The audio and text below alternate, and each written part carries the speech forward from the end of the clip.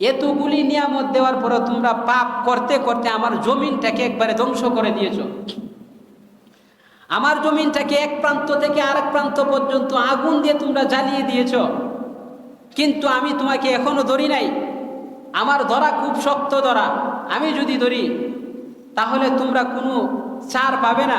আল্লাহ পাক রব্বুল আলামিন বলেন, আমার ওই বান্দাটা, ওই বান্দিটা সারাটা দিন নাফরমানি করছে, সারা দিন আল্লাহ তাআলার অবাধ্য ছিল, কিন্তু ওই বান্দাটা, ওই বান্দিটা যখন আবার রাত্রেবেলা যখন ঘুমের বিছানার মধ্যে যখন আসে, আল্লাহ পাক রব্বুল আলামিন বলেন, আমি আমার ওই সমস্ত বান্দা বান্দিদেরকে আবার আমি কি করলাম, তাকে শান্তির একটা ঘুম দান করলাম। ঘুম দান করলাম। আমি যদি ইচ্ছে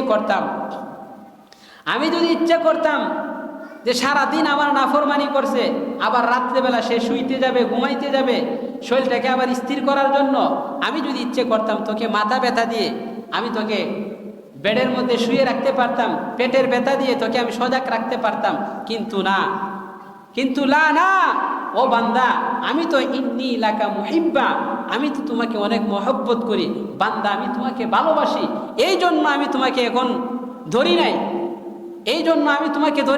ও বান্দা, আমি যদি তোমাকে পাকড়াও করি তাহলে দুনিয়ার কোনো ব্যক্তি, দুনিয়ার কোনো শক্তি, দুনিয়ার কোনো ডাক্তার, দুনিয়ার কোনো মানুষ তোমাকে বাঁচাতে পারবে না।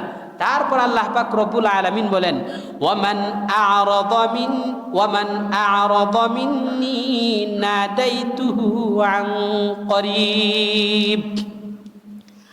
আর যে আমার নাফরমানিতে সর্বক্ষণ লেগে থাকে, সে আমার নাফরমানির মধ্যে সর্বক্ষণ লেগে থাকে, আমি তার খুব কাছে গিয়ে ডাকি।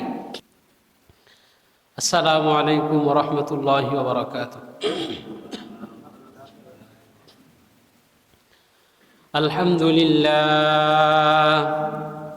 আলহামদুলিল্লাহি ওয়া কাফা ওয়া সালামুন আলা ইবাদিহিল্লাযীনা ইসতাফা। أما بعد فأعوذ بالله من الشيطان الرجيم. بسم الله الرحمن الرحيم. من عمل صالحا من ذكر أو أنثى وهو مؤمن فلنحيينه حياة طيبة. وقال رسول الله صلى الله عليه وسلم إنما الأعمال بالنيات. وقال تعالى أول ما يحاسب به العبد يوم القيامة الصلاة، أو كما قال عليه الصلاة والسلام.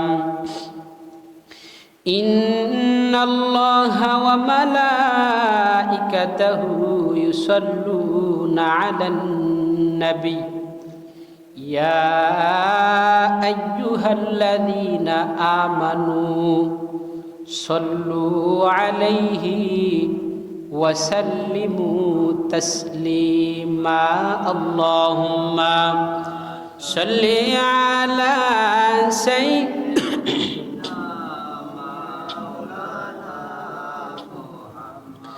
محمد وعلى آل سيدنا আমার ওই মনটা যদি হয়তো পুবাল হাওয়া, হয়তো যদি সবুর কবুতর, মেঘের ডানাই পাঠিয়ে দিতাম মদিনারি পথে, যেথায় আমার প্রিয় নবী ঘুমাই নিরন্তর, যেথায় আমার প্রিয় নবী ঘুমাই নিরন্তর। আল্লাহুম্মা صل على سيدنا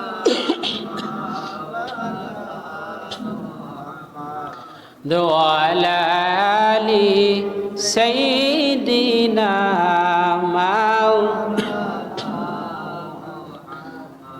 بلغ العلا بكماله كشف الدجى بجماله حسنت جميع خصاله صلوا عليه وآله سبحانك لا علم لنا إلا ما علمتنا إنك أنت العليم الحكيم قدرت کا تماشا ہے مدینے کے گلی میں قدرت کا تماشا ہے مدینے کے گلی میں جنت کا نمونہ ہے مدینے کے گلی میں جنت کا نمونہ ہے مدینے کے گلی میں ہر سنت سے آتا ہے شدہ اہل تمنا محبوب کی چرچا ہے مدینے کے گلی میں محبوب کی چرچا ہے مدینے کے گلی میں بغیر جو اعمال و اخلاص و تقوی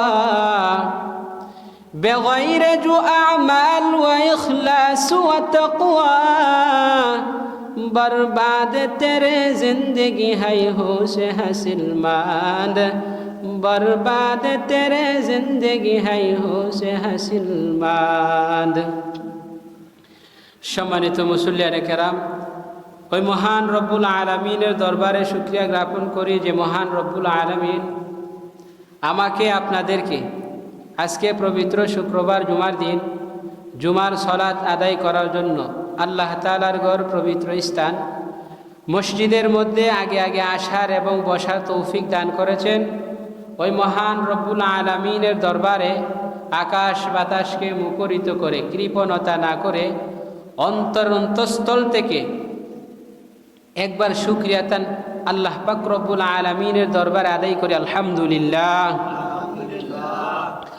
আমি আপনাদের সামনে মহাগ্রন্থ আল কোরআন থেকে সূরাতুন নাহালের ৯৭ নম্বর আয়াতে কারিমা তিলাওয়াত করেছি এবং নবী মুহাম্মদুর রাসূলুল্লাহ সাল্লাল্লাহু আলাইহি ওয়াসাল্লামের ওমীয় বাণী হাদিসের ভান্ডার থেকে বুখারী শরীফ এবং তিরমিজি শরীফ থেকে 2টি হাদিস তিলাওয়াত করেছি। বুখারী শরীফের 1 নম্বর হাদিসে কারিমা তিলাওয়াত করেছি। এই আয়াত এবং হাদিসকে সামনে রেখে অতি অল্প সময় কিছু কথা রাখবো, সাথে সাথে দোয়ার দরখাস্ত। আল্লাহ করুক আমাকে আপনাদেরকে সমগ্র মুসলমানকে লাউড স্পিকার আওয়াজ যতটুকু পর্যন্ত পৌঁছতেছে পর্দার আড়ালের মা বোনদেরকে সঠিক জিনিসকে বোঝা শিখা এবং মানার তৌফিক দান করুক, সকলে বলুন আমিন। তো আসলে আল্লাহ পাক রব্বুল আলামিন আমাদেরকে এই পৃথিবীতে প্রেরণ করেছেন, অবশ্যই অবশ্যই কোনো না কোনো একটা কারণ আছে। তো আল্লাহ পাক রব্বুল আলামিন আমাদেরকে এই দুনিয়ার জমিনে চিরস্থায়ী পাঠান নাই, একদিন এই দুনিয়া থেকেও আমাদেরকে প্রত্যাবর্তন করতে হবে। তো আবার যদি আমরা বয়সের দিকে তাকাই, সময়ের দিকে যদি তাকাই, তাহলেও আমাদের হায়াতও বেশি না, ৬০ থেকে ৭০ বছর। আবার আমরা অন্যান্য নবীদের উম্মতদের মতো এত শক্তিশালীও না, একদম দুর্বল। তো এই অল্প সময়ের মধ্যে আল্লাহ পাক রব্বুল আলামিন আমাদেরকে এই পৃথিবীর জমিনের মধ্যে পাঠিয়েছেন। এই সময়ের মধ্যে দুনিয়াকেও গুছাইতে হবে, আখিরাতকেও গুছাইতে হবে। তো মানুষ যেখানেই বাস করুক আর যেই ভাষায় কথা বলুক, রং আর বর্ণ যেরকমই হোক, পেশা তার যেরকমই হোক, শিক্ষাগত যোগ্যতা থাকুক না থাকুক, এইগুলো আল্লাহ তাআলার দেখার বিষয় না, এইগুলো দুনিয়ার বিষয়, দুনিয়ার মানুষ দেখে। তো আল্লাহ পাক রব্বুল আলামিন এই দুনিয়ার জমিনে আমাদেরকে প্রেরণ করেছেন। ক্ষণস্থায়ী জিন্দিগি, চিরস্থায়ী জিন্দিগি হলো আমাদের আখিরাত। এই দুনিয়ার মধ্যে যদি আমরা ভালো কাজ যদি আমরা করে যাইতে পারি, আল্লাহ তাআলার হুকুম আহকাম যদি আমরা মেনে চলতে পারি, নবীজির তরিকায় যদি আমাদের জীবনটাকে সুন্দর করে সাজাইতে পারি, গুছাইতে পারি, তাহলে আল্লাহ পাক রব্বুল আলামিন আমাকে আপনাদেরকে এই দুনিয়াতেও শান্তি দান করবেন, আখিরাতেও মুক্তি দান করবেন। আল্লাহ পাক রব্বুল আলামিন সূরাতুন নাহলের ৯৭ নম্বর আয়াতে আল্লাহ তাআলা বলেন, মান আমিলা সলিহাম মিন যাকারিন আও উনসা ওয়া হুয়া মুমিনুন ফালানুহইয়ান্নাহু হায়াতান তাইয়্যিবা। মুমিন নারী ও পুরুষের মধ্যে যেই সমস্ত নারী এবং পুরুষ সৎ কাজ করে, ভালো কাজ করে, আল্লাহ পাক রব্বুল আলামিন বলেন, আমি ওই সমস্ত নারী এবং পুরুষদেরকে, ওই সমস্ত আমার বান্দা বান্দীদেরকে নিশ্চয়ই আমি আল্লাহ পাক রব্বুল আলামিন পবিত্র জীবন দান করব। সুবহানাল্লাহ।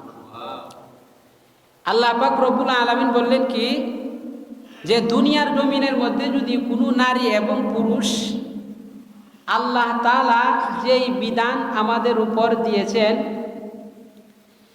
যে রাসূলুল্লাহ সাল্লাল্লাহু আলাইহি ওয়াসাল্লামের মাধ্যমে আমাদেরকে যে একটা ইবাদত বন্দিগির একটা বিধান আল্লাহ পাক রব্বুল আলামিন দিয়েছেন, ভালো কাজ করা এবং খারাপ কাজ থেকে বিরত থাকা। আল্লাহ তাআলা বলেন, যদি কোনো নারী এবং পুরুষ যদি সৎ কাজ করে এবং অসৎ কাজের নিষেধ করে, আমি আল্লাহ পাক রব্বুল আলামিন ওই সমস্ত মুমিন বান্দা বান্দীদেরকে পবিত্র জীবন আমি দান করব।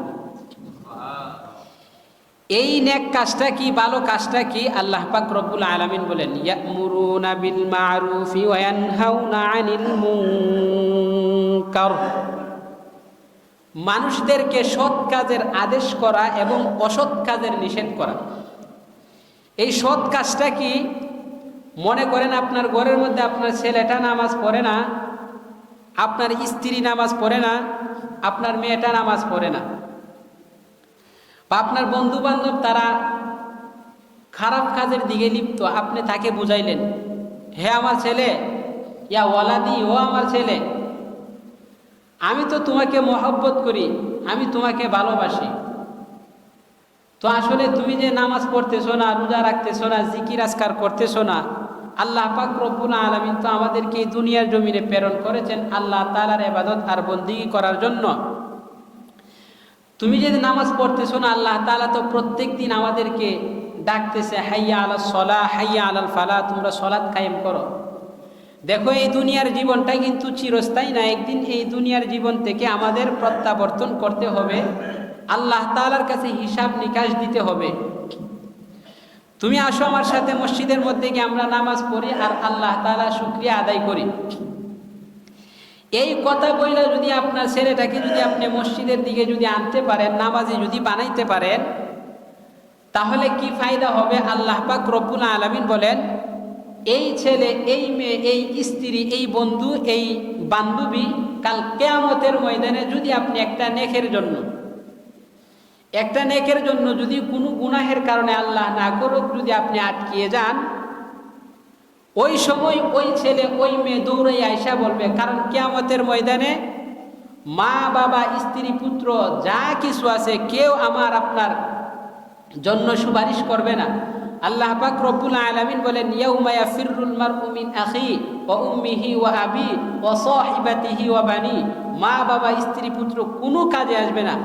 ওই সময় আল্লাহ পাক রব্বুল আলামিন দেখবেন আপনি দুনিয়ার জমিনে কোনো একটা নেক কাজ করছিলেন কিনা, মানুষদেরকে নেক কাজের আদেশ করেছিলেন কিনা, এই জিনিসটা দেখবেন। যখন আপনি আটকিয়ে যাবেন, তখন ওই যে আপনি ডাকছিলেন যে আসো নামাজের দিকে আসো, রোজা রাখো, এই যে ডাকছিলেন, আল্লাহ পাক রব্বুল আলামিন আপনার এই নেক কাজের ফিকিরের কারণে আপনার গুনাহগুলি মাফ করে দিয়ে আপনাকে জান্নাতে প্রবেশ করে দিবেন। তো আমরা নেক কাজের ফিকির করবো তো ইনশাআল্লাহ। ইয়ামুরুনা বিল মারুফি ওয়া ইয়ানহাউনা আনিল মুনকার। আর যারা অসৎ কাজের মধ্যে লিপ্ত, ধরেন একটা এলাকার মধ্যে একটা কনসার্ট হইতেছে, গানের বাজে কোন একটা অনুষ্ঠানের কনসার্ট হইতেছে, ওই জায়গার মধ্যে নারী এবং পুরুষকে বেগানা নারী এবং পুরুষকে ওই জায়গার মধ্যে নাচানাচি করবে। এই মুহূর্তে আপনি তাদের সামনে পড়লেন, আপনি তাদেরকে জিজ্ঞাসা করলেন, এই তোমরা কোথায় যাইতেছো? তারা বললো অমুক জায়গায় যাবো। তো ওই সময় আপনি কি করলেন? তাদেরকে বুঝাইলেন, দেখো এই দুনিয়ার নাচ গান এইগুলো আল্লাহ তাআলা আমাদের জন্য হারাম করে দিয়েছেন। ইসলাম ধর্মের মধ্যে আল্লাহ পাক রব্বুল আলামিন সূরা মাইদার মধ্যে হারাম করে দিয়েছেন নাচ গান বাজনা। তোমরা যে ওই জায়গার মধ্যে যাইতেছো, তোমরা নিজেরও গুনাহ কামাইবা, মানুষদেরকেও গুনাহগার বানাইবা। এই বই যখন আপনি তাদেরকে দেখাইবেন, তো দেখানোর পরে যদি তাদের দিলের মধ্যে যদি একটা বই সৃষ্টি হয়, হ্যাঁ এই মুরব্বী আমাদেরকে আল্লাহ তাআলার কুরআন দিয়ে আমাদেরকে প্রমাণ দিতেছে গানে গেলে নাকি গুনাহ হবে, এই কাজের মধ্যে গেলে নাকি গুনাহ হবে, না আজকে আর যাবো না। আপনার এই কথা শুই না যতটা যুবক, 10টা হোক 5টা হোক, যতজনই হোক, তারা এই গুনাহের কাছ থেকে ফিরে আইসা আর যায় নাই, ফিরে আইসা পড়ল। রাসূলুল্লাহ সাল্লাল্লাহু আলাইহি ওয়াসাল্লাম বলেন, আল্লাহ পাক রব্বুল আলামিনও বলেন ফেরেশতাদেরকে সাক্ষী রেখে বলেন, ফাশহাদু হাযা আবদি হাক্কা, তারাই হলো আমার ওই সমস্ত শ্রেষ্ঠ বান্দা এবং বান্দি। আর ওই সমস্ত যুবকরা যদি গুনাহের কাজের মধ্যে যদি লিপ্ত হইতো, গানের মধ্যে যদি যাইতো, তাদের অবশ্যই গুনাহ হতো। আপনার দাওয়াতের কারণে তারা গুনাহের কাজ থেকে ফিরে আসলো। আল্লাহ পাক রব্বুল আলামিন বলেন, এই সমস্ত যুবকরা গুনাহ এই কাজটার মধ্যে গেলে যতটুকু গুনাহ হইতো, এত সম পরিমাণ গুনাহগুলি মাফ করে দিয়ে নেকি দিয়ে তুমি পূরণ করে দাও। আর ওই ব্যক্তিদেরকে, যেই ব্যক্তি দাওয়াত দিয়েছে, এই 10 জনে গুনাহ করলে যতটুকু গুনাহ হইতো, এই 10 জনের সম পরিমাণ গুনাহ তুমি মাফ কইরা নেকি দিয়ে তুমি ওই ব্যক্তির পূরণ করে দাও। তো আল্লাহ পাক রব্বুল আলামিন আমাদেরকে এত মহব্বত করেন, তারপরে যখন কোনো বান্দা এবং বান্দি যখন আল্লাহ তাআলার কাছ থেকে যখন দূরে চলে যায়, যখন তাদেরকে দাওয়াত দেওয়া হয়, আসো মসজিদের মধ্যে নামাজের জন্য আসো, রোজা রাখার জন্য আসো, নেক কাজের জন্য আসো, ভালো কাজের দিকে যখন আহ্বান করে, যখন ওই বান্দাটা ওই বান্দিটা যখন আসে না, তারা যখন আসতে চায় না, তখন আল্লাহ পাক রব্বুল আলামিন কাছে আইসা বলে, এই শাহরগের কাছে আইসা বলে, শাহরগের কাছে আইসা বলে, ইয়া ইবনে আদম, হো আদম সন্তান, হে আদম সন্তান, তোমাকে আমার কাছ থেকে কে বিমুখ করলো? আকরাবু মিন হাবলিল ওয়ারিদ, আমার কাছ থেকে কে তোমাকে দূরে সরাইল? আমি তো তোমাকে ইচ্ছে যদি করতাম, আমার একটা হুকুম অমান্য করার কারণে আমি তোমাকে ইচ্ছে করলে আমি তোমাকে ধ্বংস করে দিতে পারতাম, কিন্তু না, আমি তোমাকে ধ্বংস করে দেই নাই।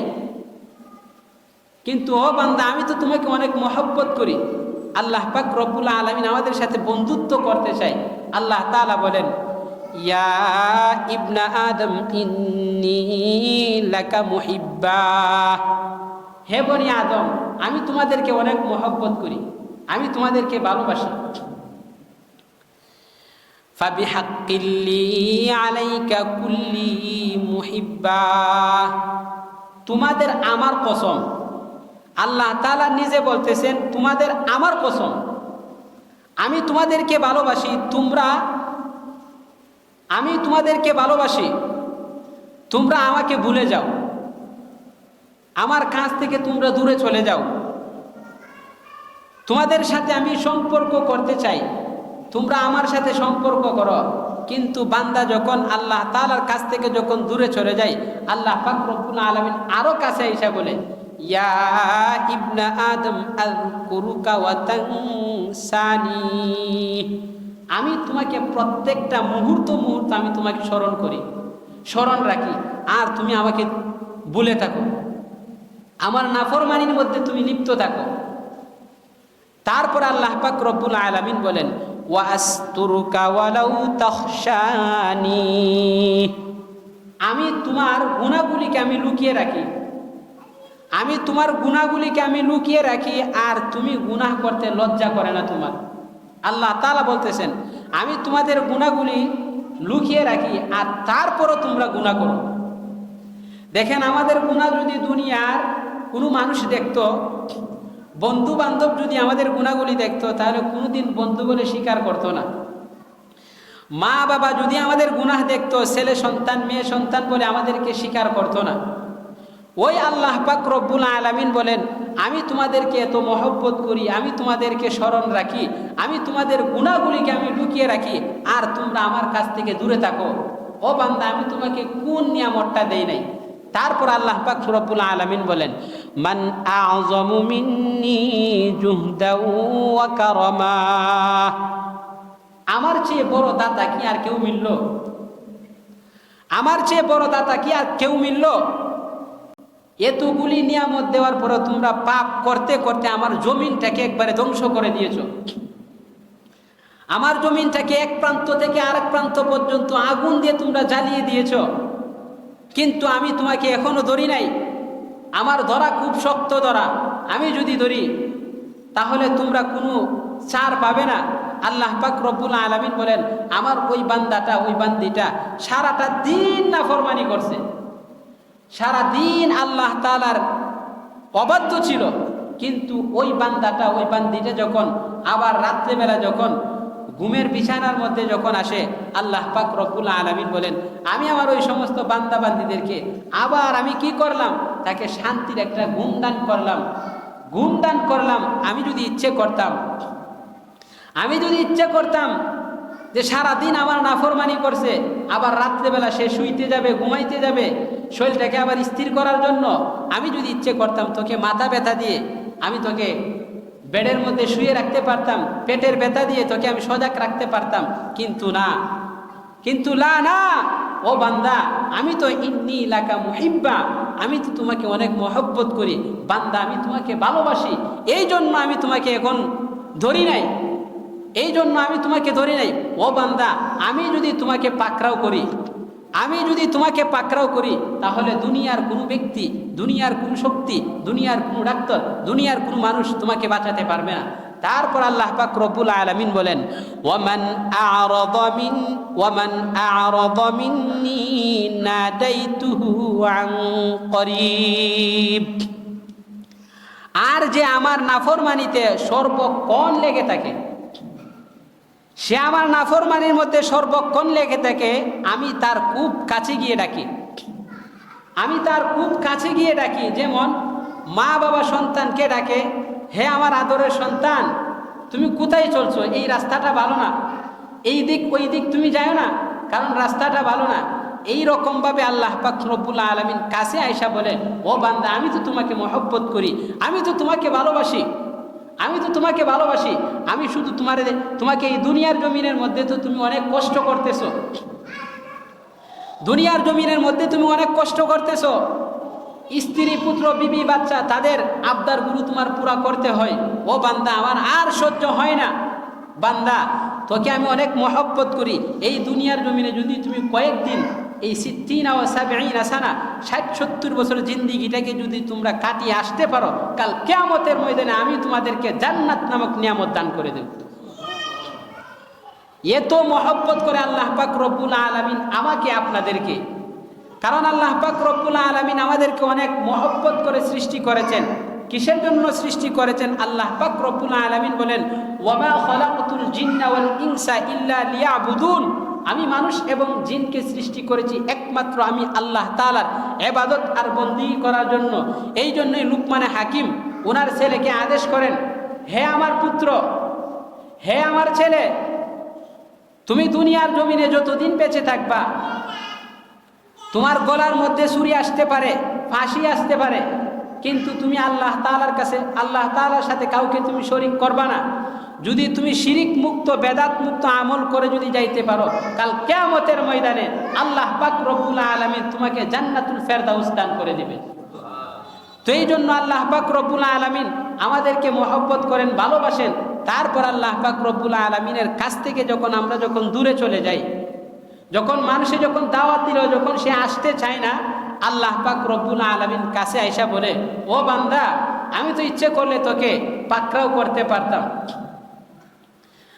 ইচ্ছে যদি করতাম আমি তো তোকে ধরতে পারতাম, এটা তো আমার জন্য কোনো ব্যাপার না। আল্লাহ পাক রব্বুল আলামিন বলেন, মাঝে মাঝে যখন তোমাদের দিলের মধ্যে যখন অহংকার আসবে, অহংকার যখন আসবে যে আমাকে ধরার মতো কেউ নাই, আমাকে ছোঁয়ার মতো কেউ নাই, আমার নাগাল পর্যন্ত পৌঁছানোর মতো কেউ নাই, আমার ঘর থেকে বুঝি আর কোনোদিন লাশ বাহির হবে না, এই চিন্তাধারা যখন তোমার দিলের মধ্যে যখন আসবে, ও বান্দা তোমার মাথার দিকের আকাশটার দিকে তাকাইবা আর বলবা, আল্লাহ পাক রব্বুল আলামিন বলেন উনজুর ইলাস সামাই ওয়া ইত্তিসাইহা, ও বান্দা তোর মাথার উপর আকাশটাকে দেখ, তারাউনাহু বিগাইরি আমাদ, আমি খুঁটিবিহীন দাঁড় করিয়ে রেখেছি, আমি খুঁটিবিহীন এত বড় বিশাল আকাশটাকে আমি দাঁড় করিয়ে রেখেছি।